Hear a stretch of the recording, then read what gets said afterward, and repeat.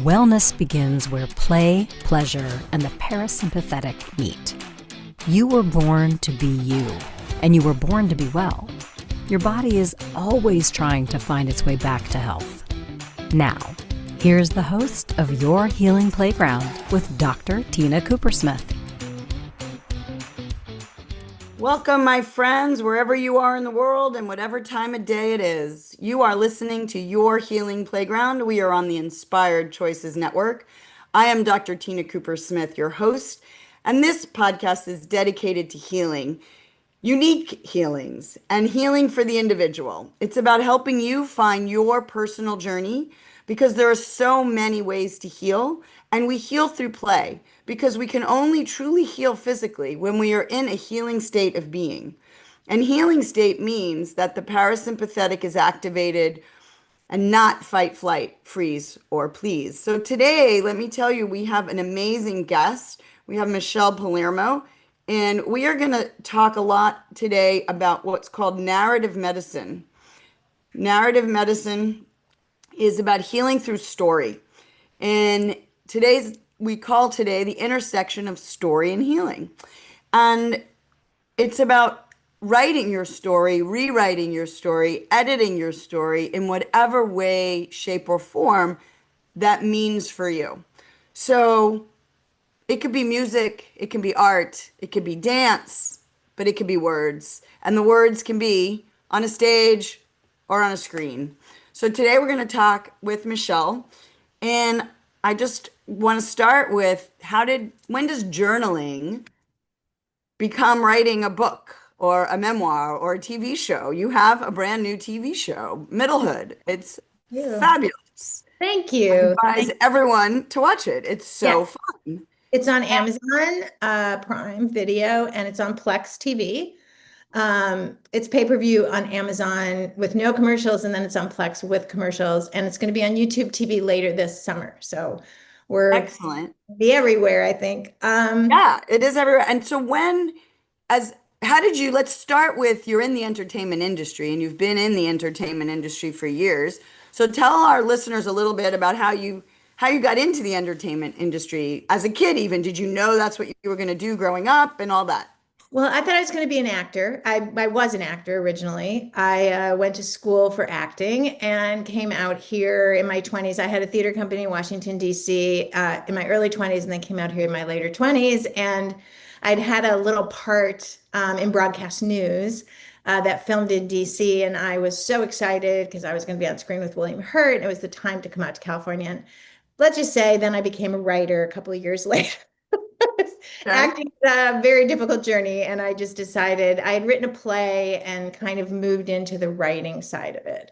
And worked in television for a bit, did a lot of stage plays, wrote some features, and then kind of had a life aside from that. I call that my accidental life, where I got into politics and was the chief of staff for a first lady, and kind of took any opportunity work for Martha Stewart that came to me because I didn't really want to have like a real job so that I could always write. And so I had all these interesting opportunities that presented because I was never really looking for a full-time career. And eventually did DC, New York, and came back to LA in 2018 and had a very personal experience with my family. That kind of was, my mother was ill, and I was spending a lot of time with my family. I was living at my brother's house. We had just moved back from New York. My husband was working remotely in Sacramento. And so it was just this very odd moment in time where I was living sort of with my original family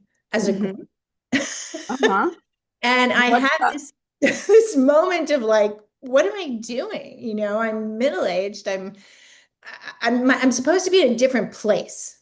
And I started having conversations with people about this. And I realized that kind of everybody feels a version of this in middle age. And I thought, that's interesting. I want to write about that. And when I started to write Middlehood, I really didn't know what it was going to be. I didn't know if it was going to be a book or a play or just a stream of consciousness. I had no idea. And it started to form as a television show, which a lot of what I write does. And I wrote the whole show, the whole first season. And then, there's a whole other story to getting it up on the air, which is a whole other thing. But, so it was really a need to, I mean, jokingly, I said I was either going to write about this experience or end up in a, institution talking to psychiatrists. Okay. So tell us, let's dive into that since we are about healing, right? And so tell me, there's that fine line between sanity and insanity, right? And familial family dynamics, right? Of conformity, non-conformity, whose role, the mother's role, the father's role, the sibling's role, the role of an adult in a family, but you're now a sibling in an adult role. Like the morphing of roles. I joked with my kids when they hit their 20s. I said, hey guys, I don't have a role model. My mom died when I was 24. I don't know how to be a mom. I don't have a role model for an adult mom. And my grandmother really wasn't, she was in our lives, but not really. So we have to negotiate how to do this, right? Because I don't know how to do this. And whether you have a great mom or a bad mom, you either copy or try not to copy, right? Right. Right. And Yeah. and we do both. Right? So our gifts come often from what we didn't get in childhood too, right? And so our biggest gifts to humanity are the things we didn't get fulfilled. And the only way we can feel them is by giving them away. Oh yeah, I love that. That's true. And by the way, how evolved of you to tell your children that you didn't know how to be a mom because yours passed? Because I think a lot of people just kind of try their best and fail. I like to think that everybody's trying their best Yeah. all the time rather than assign all sorts of, other things to it. But to be honest with your kids, I think I don't have children, but I am an adult child, as they say. Yeah. And to be honest with your kids is very, very difficult, I think. It's very difficult to say, I don't know how to negotiate this. I don't know how to do this. For me, that experience was weird because I have, grown up and have relationships with my adult brothers, various in varying forms.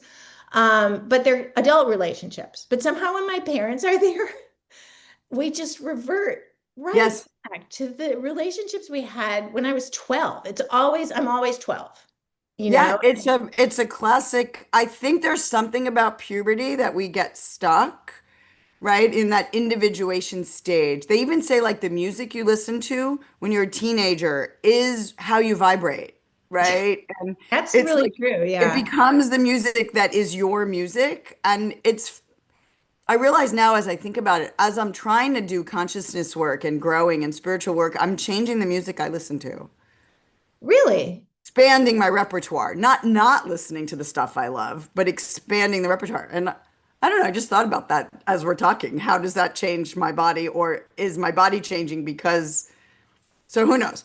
So I Interesting. want to get back to your story and so you're in this uncomfortable situation living with a sibling as an adult, kind of being homeless, right? Not Yes, a homeless, bit but homeless. right, Looking for a house. Let's just put right. it that way. Yeah, but you're Yeah. unmoored. You don't have Yeah. your own place, right? And that happens to people. They move cities, and family takes them in. That's what we're supposed to do in the world, right? Is and in the old days, people lived with extended families all the time, right? So, did you start writing as a journal experience? Did you start writing knowing you were writing something for entertainment? Tell me No. how the process happens. So, okay, so I wrote sort of after the fact. So I was at Okay. my mother's house and, with my parents. And I remember this very specific evening, which has actually morphed into a moment in middlehood. It was a little different, but I was having an argument with my father and my brother joined in. And we were all yelling at each other, and his poor wife and kids. And, it was like, do we have to do this every single time y'all get together? Right. And so at one point I like got up from the table and I stormed out of the room, went into the room I was standing in and slammed the door and sat on the bed and I was like, okay, this is ridiculous. I have just gone to my room and, I'm 50 something years old. This is insane. And so it was during that time, it was actually my niece, Julia, the daughter of my brother I was staying with, that I was talking about like, oh, I've just gotten my apartment. I'm really thinking about, I need to write something. And Julia, who had been staying with me, she goes, you really need to write something about you and grandpa, because that's a really interesting dynamic. And I was like, Julia, I don't think I want to write about me and grandpa. Grandpa and I, that's something I live on a daily basis. She goes, I should think about it. And so I started to just flow it. It wasn't really written as, it was like more of stream of consciousness. There's a book that I love, Natalie Goldman's Writing Down the Bones. And it's a book that I gift people regularly. I'll send you a copy if you don't have it. It's wonderful. And it's all about just like spit out writing. Like just when something's in you, you just sit down, and it's usually pen to paper. Yes. Yes, it has to be. I can't journal on a computer I can, but it's so much more cathartic, pen to paper. And there is something about this connection between the heart and the arm and the pen and the paper that is very, very, emotional. I just started to write about thoughts and conversations and then I have a diary that I got when I was 10 years old that I took out and started to read. It was like from 10 to 17. Whoa. And I started to read and see some parallels. And I thought, interestingly enough, we're all kind of trying our best to wade through these relationships, not realizing that there's been a whole past that we've all lived differently. And we've all started it differently. Whereas I think when I think of my family, I'm the star and everybody else is supporting roles. That's not true. Everybody is the star of their own family story, right? Right. That started to influence me, and the past started to influence me, and it started to come together as a reflection of how in any given moment, when you're sitting in a family or friends that you've had for a long time or whatever it is, people with history, you're not remembering the same history. Reality is not, there is not one reality. No, and I'm not even talking Rashomon where everybody remembers a different version of the same history. Like, you're remembering different times of your family because there were just different times that influenced you, and I realized during that time that it was at the time of my journal around 12, 13, 14, that I keep going back to with my family because that was the most influential time for me with my family. When I was a tween, right? And an early teen, I was steeped in it. Everybody was home. I have a brother who's 4.5 years older than me. Then my next brother is 5 years younger than me. So, and then I have a brother who's 8 years younger than me. So, but that was the moment when everybody was home, when everybody was like functioning already as a human, and it just sticks there. And so whenever I'm with my family, I go back to that place. And that is sort of where I started writing from. I started writing from like, why am I always 12? Why do I never stop being 12? I love that. And it's a perfect time for us to take a break. I want people to think about where in their childhood they go back to and are stuck. What are the years that are seared in your memory that you need to kind of play with and address? And because that may open up for you where to start your journaling. So let's take a break and we'll be back. I am Dr. Tina. This is your Healing Playground on the Inspired Choices Network, and we are listening to Michelle Palermo, writer, producer, everything girl for Middlehood, new show on TV. Let's take our break. Your Healing Playground is the space where science, spirit, and sensation dance together. Your host, Dr. Tina Coopersmith, physician, coach, healer, and play advocate, returns weekly to remind you that healing isn't just about pills and protocols. Western medicine is just one of many healing modalities. True wellness is about energy, emotion, pleasure, and play. On this show, Dr. Tina explores the playground of your body, mind, heart, and soul. From neuroscience to sensuality, from root chakra to real talk. She'll share tools, stories, and soulful strategies to shift you out of fear and back into joy. Because if you're alive and breathing, your story is still unwritten, and you deserve to write it with love. Together, you'll learn to breathe, feel, and play your way back to wellness, because you are your best healer.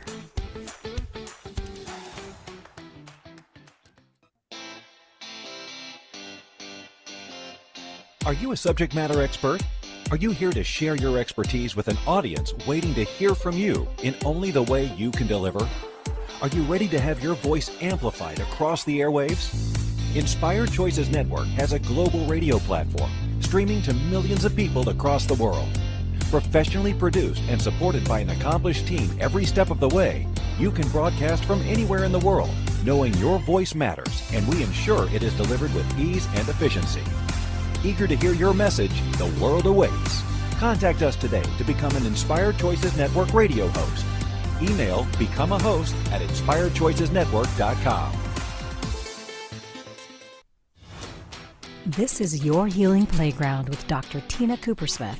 To participate in the program, join the live studio audience in our chat room at inspiredchoicesnetwork.com. You can also send an email to info@womensreproduction.com. Now, back to our program.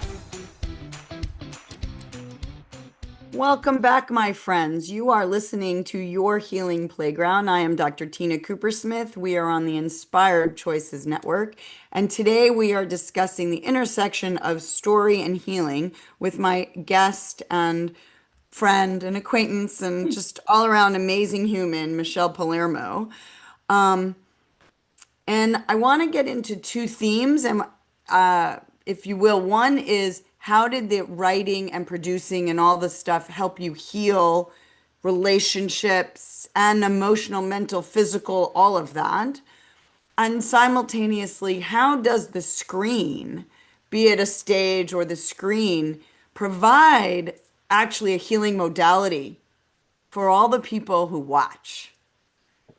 Okay, because I think it's both ways, right? You are gifting the world a healing modality, and you're using the modality perhaps to heal yourself as an actor, as a writer, as a producer, as a director, all of those things. So take it away, which one ever jazzes you first. Well, I'll talk about let's talk about the healing from middlehood that I got. Yeah. From producing and writing. I mean, the writing was one thing, right? The writing was a very personal part of me kind of getting the story out. And middlehood takes a past present view every episode, and I go into each character, main character, the main family, into each character's past in each episode, right? There's 8 episodes. 3 of them are Lisa, right? 3 of them are different times of Lisa's past. That's the character that's inspired by me. And then the other characters, the mom, the dad, and the 2 brothers that she actually has in her life, each have an episode where we go into their past. And that was the most healing thing throughout the process, because I wrote it, and then I got the funding together and directed it, cast it. It was really amazing to cast folks who were inspired by my family. And they kind of nailed certainly the heart of this family, right? We have an amazing cast, led by Elena Wool and Mark Espinosa, and just like the most amazing cast of actors ever. And they really got this family dynamic. And we have several casts of the same family, right? Because there's the family in the 1980s, and then there's right. You have the young right. and right. So we have several different actors playing one character. Right. So, but it was really that. So then there was the moment of like having that weird thing where all of a sudden my mother and father walk on stage, but they're not my mother and father. They're actors, but they're acting like my mother and father. It was very interesting and kind of, shocking. And then I also edited the piece. So bringing it all back together. And, it was really, I edited the piece out of not having enough money to hire an editor really at that point, because I, self-funded a lot and done some fundraising and I was running out of money. So I actually edited the piece myself.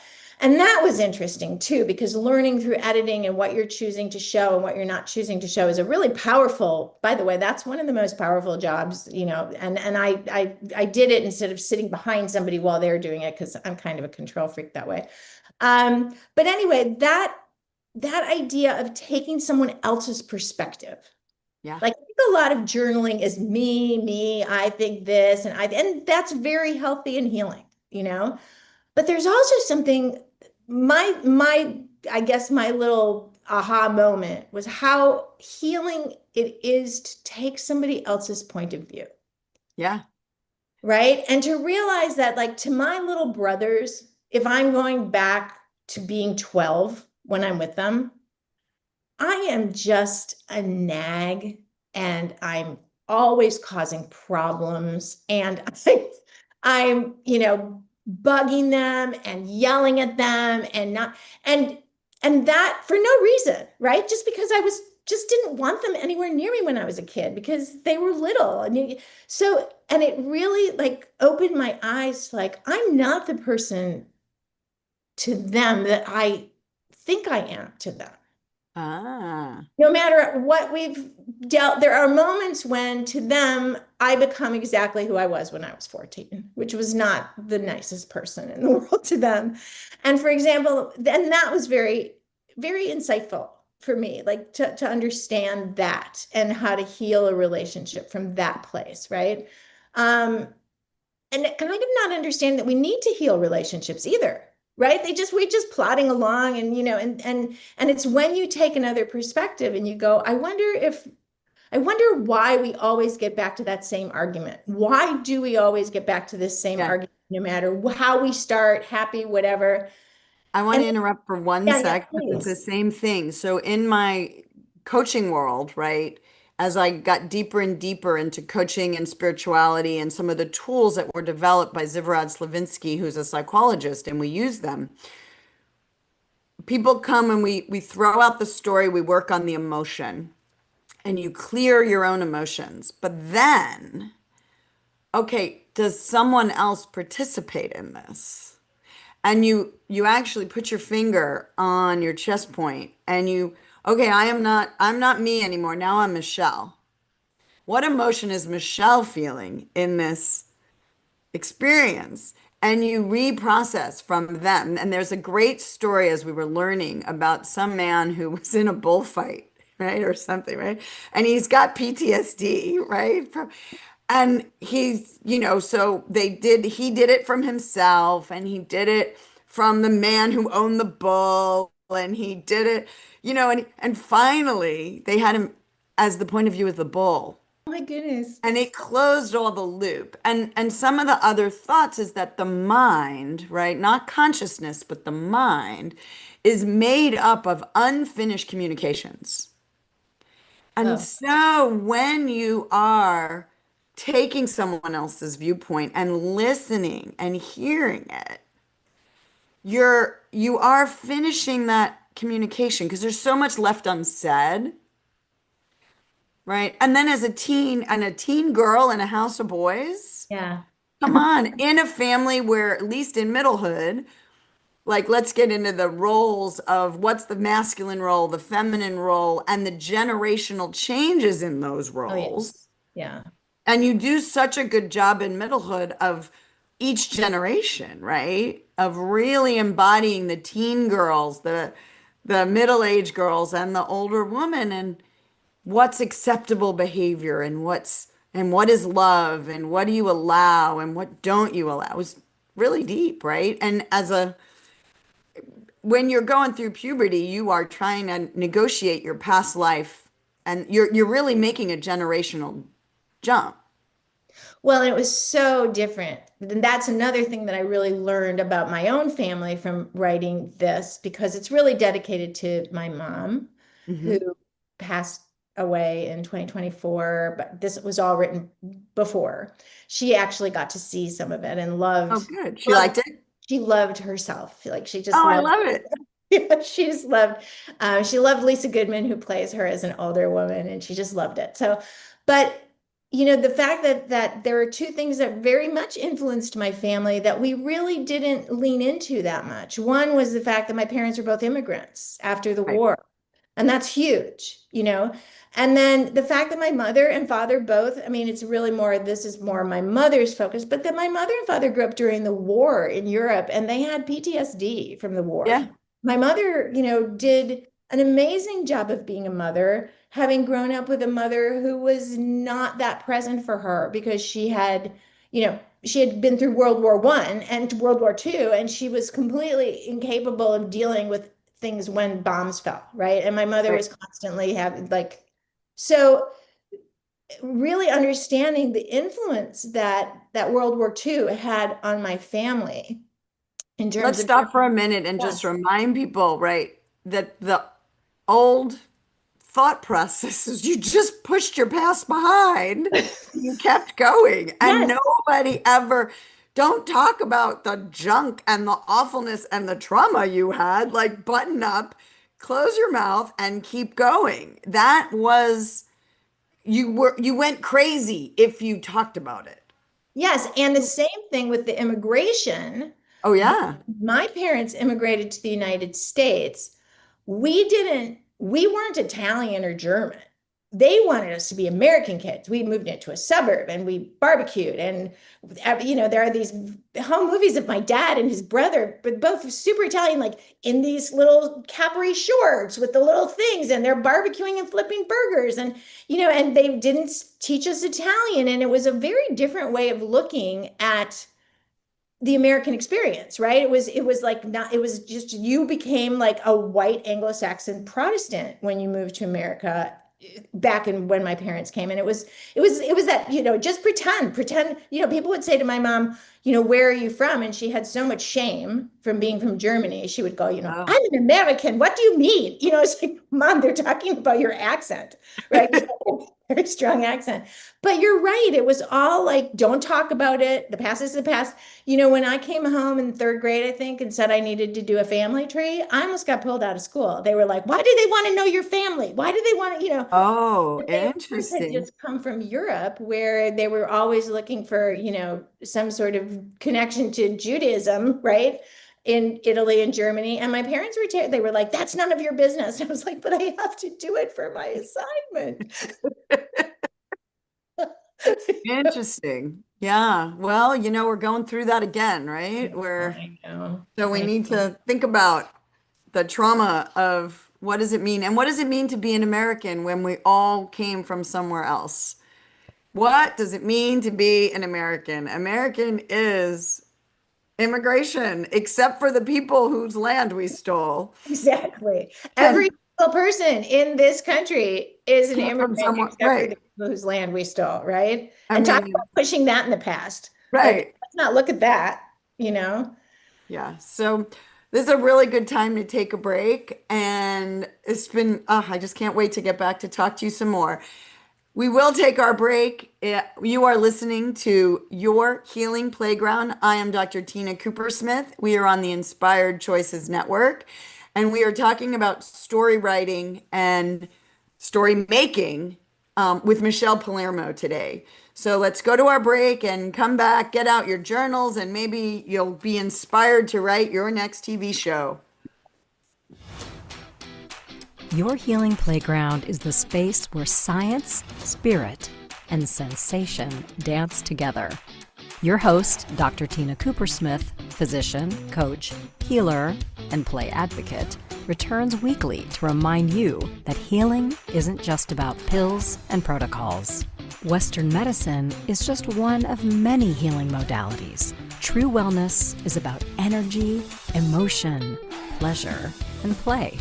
On this show, Dr. Tina explores the playground of your body, mind, heart, and soul. From neuroscience to sensuality, from root chakra to real talk. She'll share tools, stories, and soulful strategies to shift you out of fear and back into joy. Because if you're alive and breathing, your story is still unwritten, and you deserve to write it with love. Together, you'll learn to breathe, feel, and play your way back to wellness, because you are your best healer.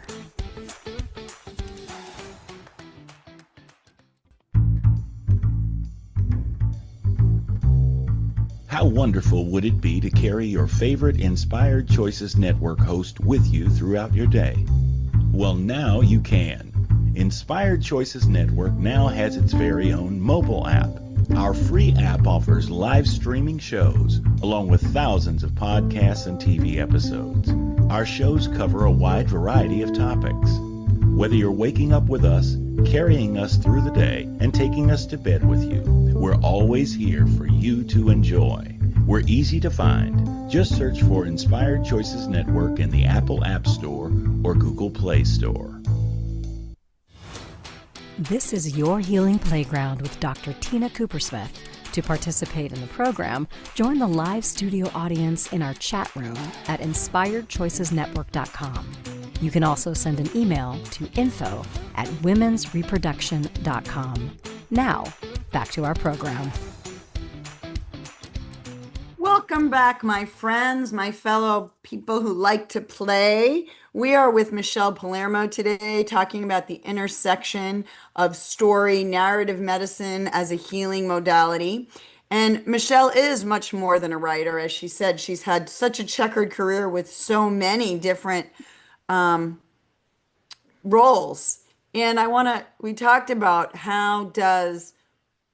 I talked about it. I mentioned, how does the screen help people heal? And what I was thinking about is, you've had so many roles in entertainment and politics, you said, right? And Yes. everyone takes on a new identity, even in politics, right? Are they themselves, or are they the first lady, or the politician role, right? And you took on so many roles in making Middlehood, and your amazing production on TV, right? Because you're writer, you're editor, you helped cast it, all that stuff. So again, your healing experience, but also the people involved, and those playing in the industry and those watching. How do you give us an insight into what you think helps everybody just a little bit in terms of healing through art? Because that's what it is, the healing art. Yes. And I think that for actors, for example, taking on a role, you embody that person, right? That incarnation of a character that the writer inspires you to, but the actor has a huge part in, bringing this to life. I mean, it's just words on a page. It's the actor that's 3D.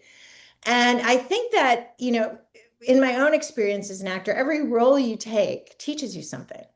And I think in a television show, particularly, you have you're a friend to people, because it's not just 90 minutes, or it's not just going to see a play, right? Even though many of those performances are just memorable forever. There are certain performances I've seen on screen and stage that I'll never forget, that changed me. Right.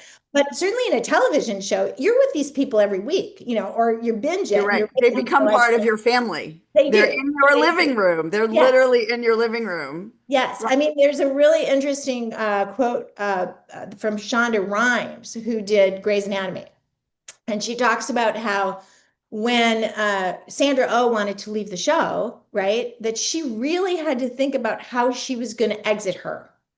And she said, because by the time Sandra wanted to leave, people had spent more time with the character of Christina than many had spent with their own families in those years. And so the goodbye had to be honoring that feeling. And I thought that was that still gives me chills just to say it. Like, there's something so profound about that. And people get involved in television. That's kind of why I love that medium. I love television because you can really develop character.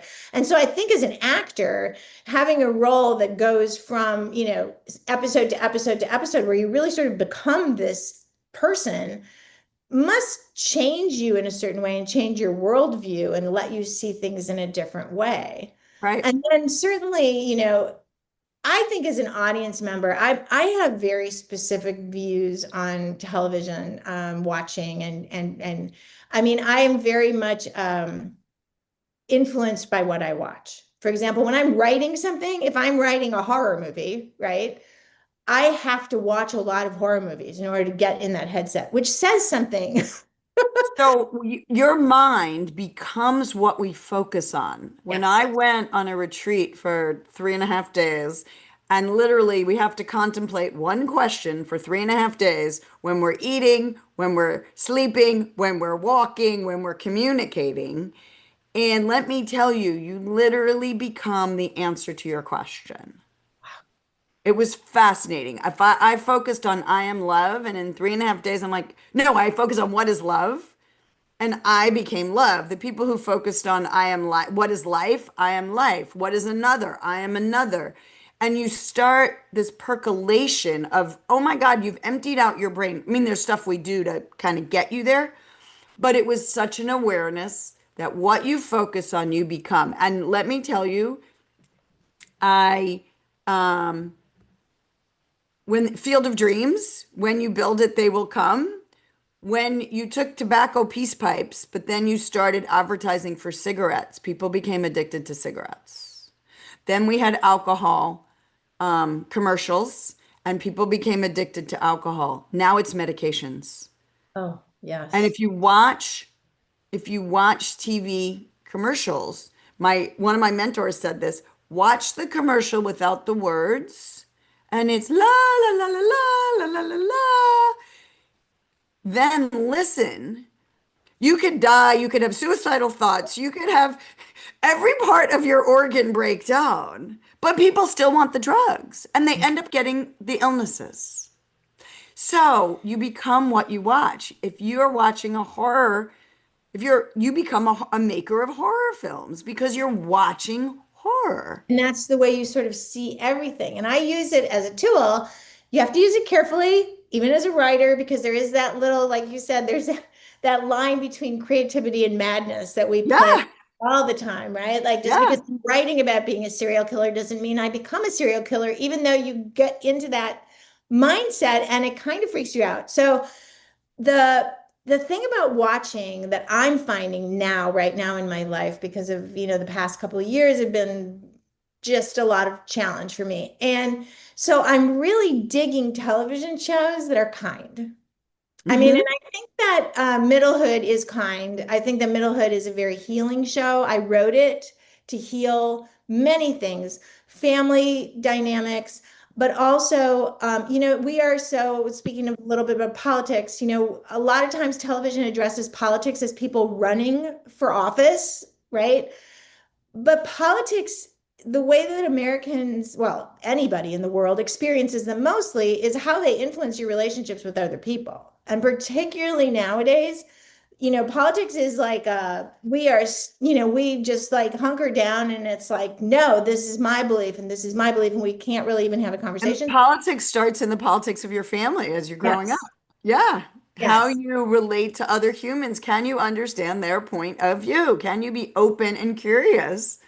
Yes. And so that is also part of it. It's like now when families can't even get together for a dinner because of politics influencing family, politics influencing politics, Middlehood actually addresses some of those things kind of head on. And I was Yeah. really proud to do that sort of in an homage to All in the Family, which was one of Classics. favorite shows. I hated it growing up because it reminded Yeah. me of my dad. But I as an adult, I love that show.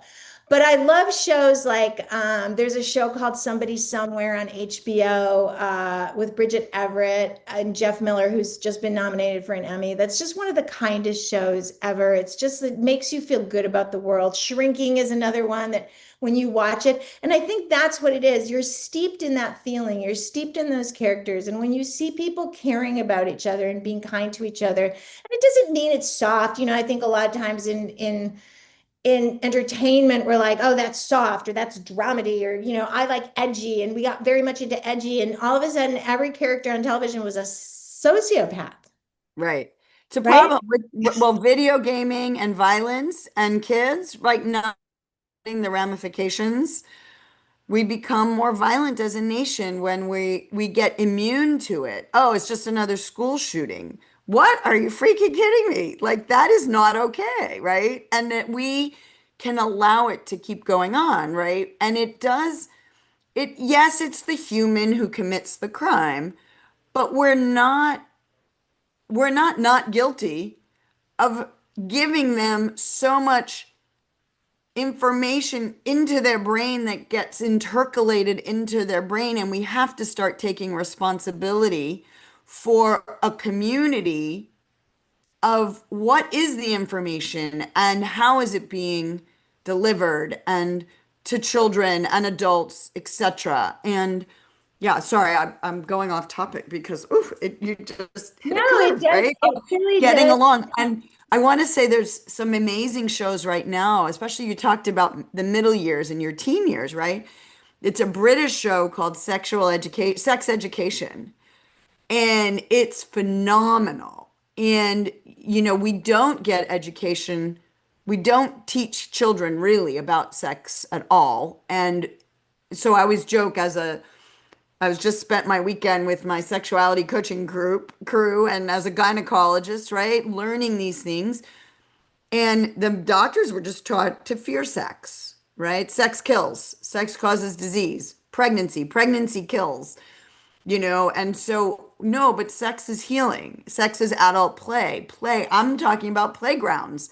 Playgrounds is where we heal. And sex ed is the story of teenagers, and the one kid's mom is a sex counselor, and so he becomes the counselor for his friends, and he's like parroting his mom, but he's really good at it, but he knows nothing about sex. He's never had sex, and but they delve so well and deeply into teaching Oh, I in have to this watch that. great scenario. And there's one scenario of this guy, and he is with his partner and he flakes and he can't do, and I don't even know what douching is, if I'm supposed to douche and da da da. And he's like, if you can't talk to the person you're about to have sex with about how to have sex, you shouldn't be having sex with this human.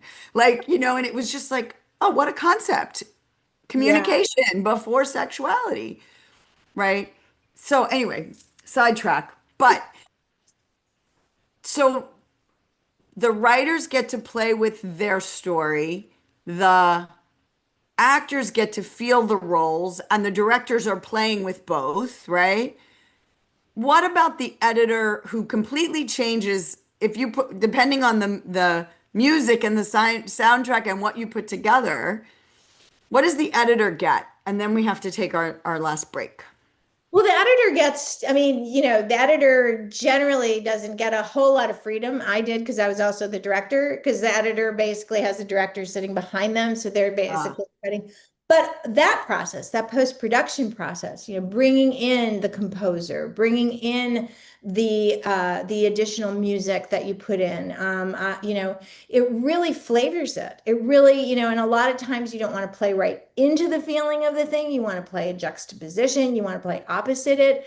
It really, you build an emotional world that you want people to step into. And you can really, music is unbelievable in its power to change, our hearts. Probably the strongest, I would say. well, all we are molecules dancing in space, and we vibrate. And way back when with the original Torah, right? You don't say it, you sing it.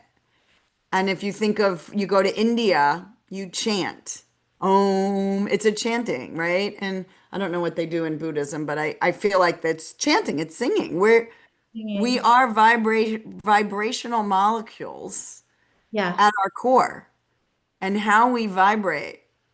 The butterfly's wings affects a tsunami somewhere else. Every smile you may save someone's life by smiling at someone because they feel better. They don't go home. They don't hit their wife. Or they're not in road rage, right? Because they don't get in a car accident because they're no longer in road rage, right? So the littlest vibrational change you can make in a human can change the entire world. And that's why I think it's important when you're putting together a show to make sure that everybody that's coming in is a positive vibe.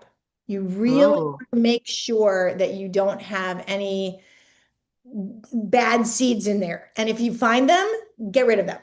All right, we're going to talk about that after break. That's a Okay. really interesting piece.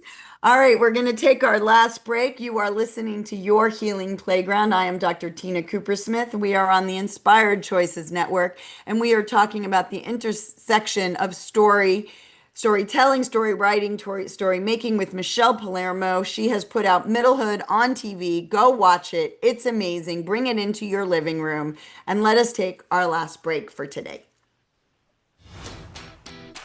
Your Healing Playground is the space where science, spirit, and sensation dance together. Your host, Dr. Tina Coopersmith, physician, coach, healer, and play advocate, returns weekly to remind you that healing isn't just about pills and protocols. Western medicine is just one of many healing modalities. True wellness is about energy, emotion, pleasure, and play. On this show, Dr. Tina explores the playground of your body, mind, heart, and soul. From neuroscience to sensuality, from root chakra to real talk. She'll share tools, stories, and soulful strategies to shift you out of fear and back into joy. Because if you're alive and breathing, your story is still unwritten, and you deserve to write it with love. Together, you'll learn to breathe, feel, and play your way back to wellness, because you are your best healer.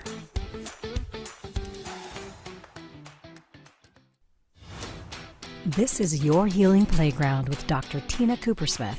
To participate in the program, join the live studio audience in our chat room at inspiredchoicesnetwork.com. You can also send an email to info@womensreproduction.com. Now, back to our program. Welcome back, my friends. You are back to Your Healing Playground. It is a time to play with me, your host, Dr. Tina Coopersmith. We are on the Inspired Choices Network. If you're enjoying this show, please, please, please, can I say that again? Please, please, please give me a 5-star review on iTunes. Search for Your Healing Playground. Let's get this information out to all our friends so we all can play on this big planet. And today I'm speaking with Michelle Palermo. She has put out Middlehood on TV, and we're talking about the intersection of healing and story.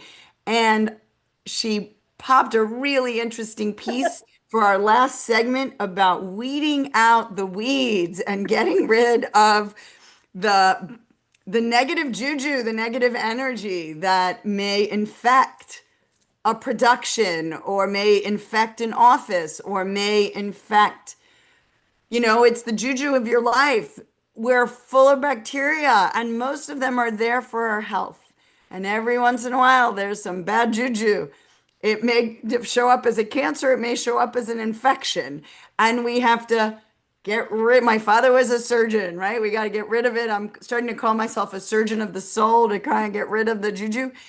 So even in a production, there can be negative energy that needs to be cleared. So how do you tactfully notice the weed and pluck it in the right manner or change it, right? Weeds, dandelions are very healthy, and yet we call them weeds. Mint grows like weeds, but it's really healthy, right? So how can we change a weed into a beautiful flower? And when do we know when to just weed the garden and get rid of it? Yeah, I don't know the answer to that question. But I do know that it's really important. I think the lesson of the last 2 years for me has been about boundaries. We teach little girls to be kind and generous and loving and things, and then we don't teach them about boundaries. And, one of my most proud thing, my proudest things is that I always have a very happy set. I love being on set. I love what I do. And I love bringing people on set who also love being there. And when I sense that somebody doesn't want to be there anymore, I mean, I keep my actors I cast very well and my actors are very happy. So generally that hasn't happened with an actor, but it has happened with, certain crew members or people in post or whatever. And you have to realize that you can't, in order to create, if you have a bad situation, it will, especially with a personality like mine, because I loop things, as you know, I have to get rid of it, and I have to be okay with the consequences of getting rid of it. I have to be okay with feeling like I maybe hurt somebody's feelings, or I try to not, but you have to when you're carrying a project like this all the way to the finish line. For me, it became about this thing getting finished and this thing getting finished in a beautiful way and not giving me any more illness than I already kind of but just to let it slip out, which you already know. I was diagnosed with breast cancer last year. And I think a lot of that was from the stress, not of the show. It was the stress of trying to get rid of bad juju that came along with trying to finish the show. And so I've gotten really good at it now. I So really, can I play with that just yeah, because yeah. I joke and yet I want to let my audience know, and we don't have much time to. I really feel dis-ease in the body is the language of the bacteria that are our body, because we're more bacteria than human. And it's the trying to help us manipulate and maneuver back into alignment. And so, and then metaphysically, why does it show up in one organ, not another? And so you mentioned boundaries. So I'm just gifting you the thought that your body loved you so much. The breast is the nurturing, where we nurture ourselves and others. It's all about self-love and having boundaries and accepting that I can have a boundary and I'm fully allowed to say no, that you don't belong in my world right now. It doesn't mean you're a bad human, but I'm allowed to have boundaries for my world. And so I just invite you that your cancer was just your conversation with yourself. It wasn't here to kill you. It's here to make you bigger, better, stronger, and say, having boundaries is what I need for me to love myself. And I have to love myself back to wholeness and healing. Yes. Yes. Completely. I agree with you. That's exactly what it was. And it was like, really was a lesson. And I'm healthier now than I was 20 years ago. I really took it as a way to heal inside and out and kind of create a world in which I do the things that make me healthy, both spiritually and physically and mentally. And I take time to do those things, and I take space to do those things. And we have an epidemic in our country of cancer and infertility, both. I see it both. I got the breast cancer patients, the infertility patients. And to me, it is the canary in the coal mine and a gift to our society, which is why I'm doing this podcast, because we need to heal our society so that we play more. And work is play, but we need to work to remember to play. And we need to ensure that we're playing at work and not stressing over the deadlines and who we work with. Where, like, work is a made up story. All we're here to do on the planet is to survive and reproduce. And work is the story that we've been telling ourselves is so important. So let's tell ourselves it has to be play and pleasure. And we work ideally in flow and play and pleasure. And that's how we stay healthy. And we need to sign off. This has been, I could talk to you for hours. I even want to get into the divine masculine and the divine feminine, which is in middlehood. Yes. Please watch Middlehood for Michelle.